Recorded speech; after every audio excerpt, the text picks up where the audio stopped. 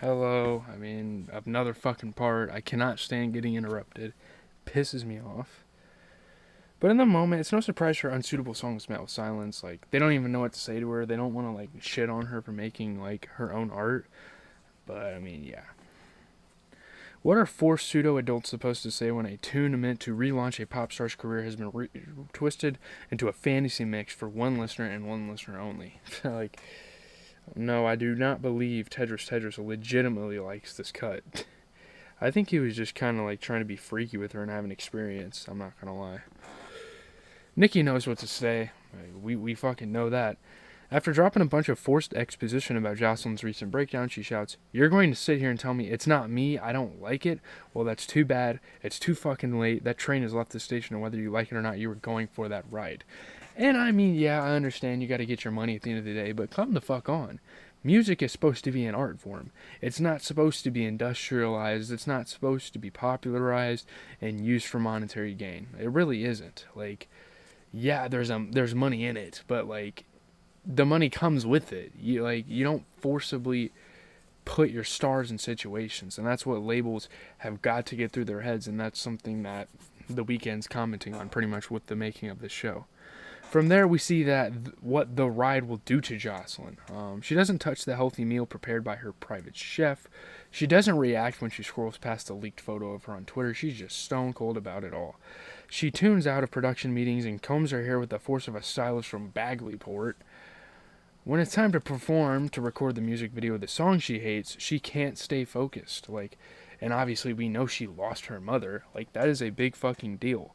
That is not something you're gonna brush away in a day. Like, it's just not going to. I couldn't even imagine if I lost my mom, dude.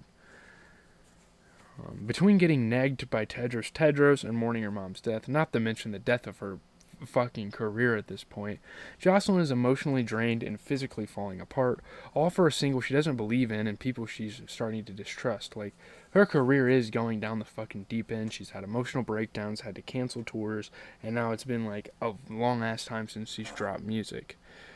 It's obvious how anyone in such a state could fall victim to a parasite like Tedros.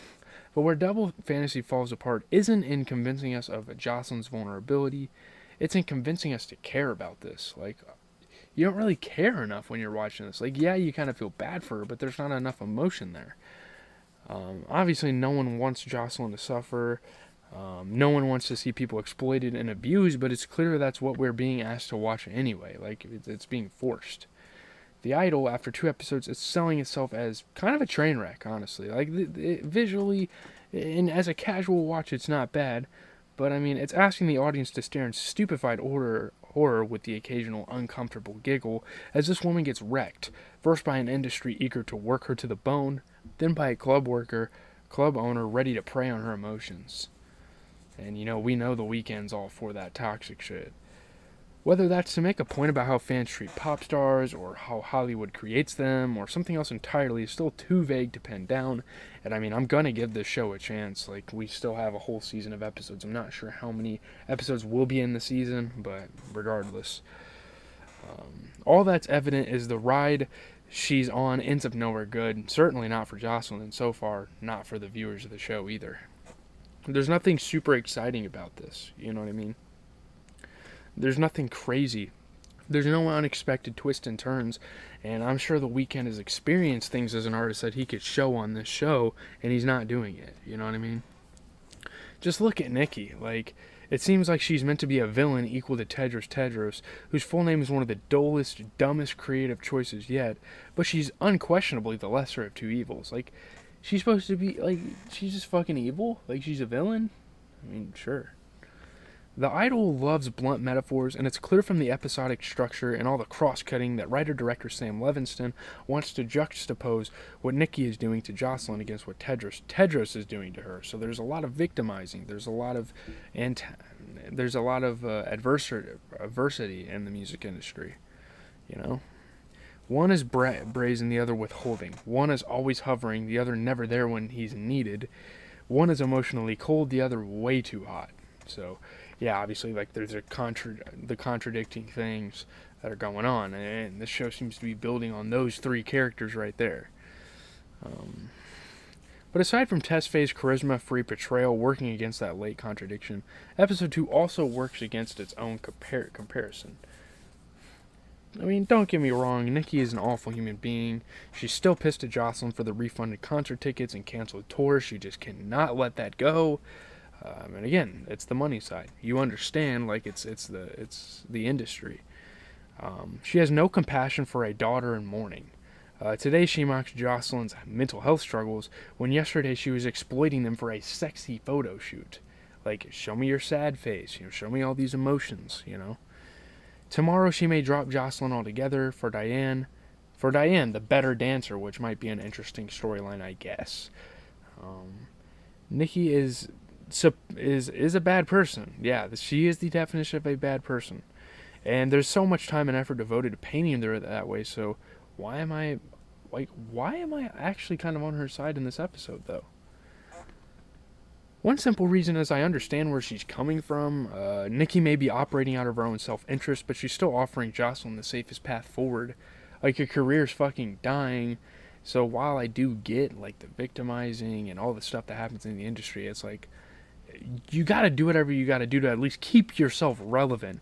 And once you become relevant, maybe then you can put some crazy shit out. Some artistic shit,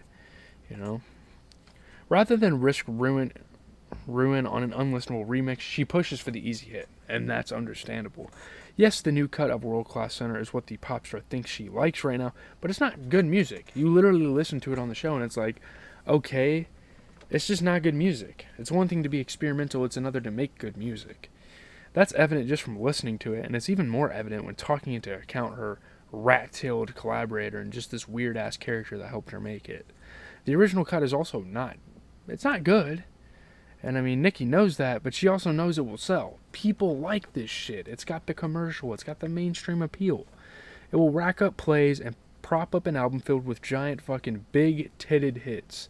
Yes, that's what Nikki said. Success will take the pressure off Jocelyn, which in turn will help Jocelyn recover and possibly start making music she likes. You can only really make music you like when you've made it. You know what I mean?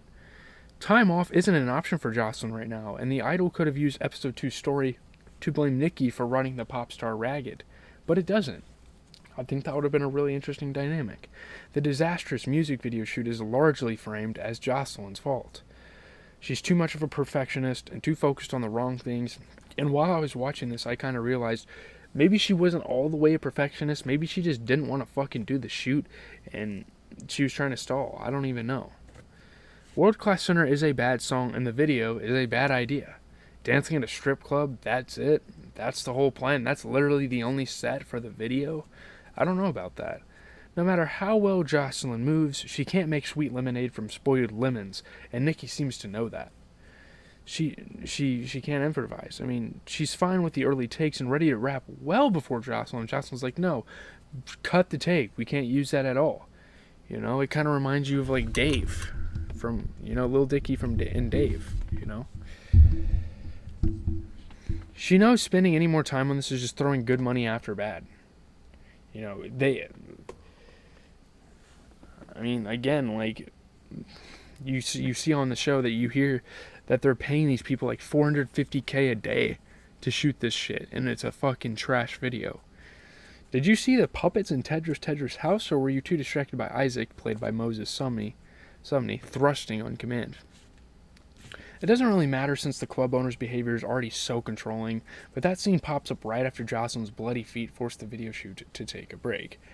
I mean, had Nikki or anyone else really been demanding she keep going to push through the pain, then all that time spent watching her suffer may have actually served a purpose. There would have been telling parallels between Hollywood's abuse of Jocelyn and Tedros' abuse of Jocelyn.